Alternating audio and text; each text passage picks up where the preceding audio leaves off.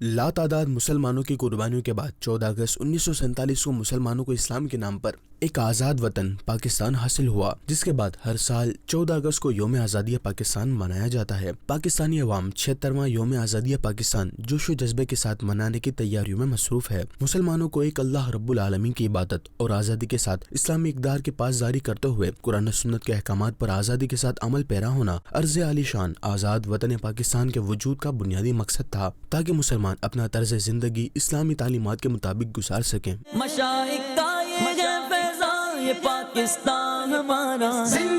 कई अफराद ऐसे हैं जिन्हें आज़ादी की कदर नहीं, आज़ाद मुल्क की अहमियत का अंदाज़ा शायद किसी भी गैर मुल्क में पाबंदियों की जंजीरों में जकड़े हुए जिंदगी गुजारने वाले और आज़ाद मुल्क के हुसूल की जिद्दोजहद में मसरूफ लोग ही जान सकते हैं। लिहाजा हमें इस मौके पर आज़ादी की कदर करते हुए अल्लाह पाक का शुक्र अदा करना चाहिए। उसने हमें एक आज़ाद वतन पाकिस्तान की सूरत में अता किया, जहाँ हम अपना तर्ज जिंदगी और तर्ज मईशत इस्लामी इक़दार के मुताबिक ढाल सकते हैं।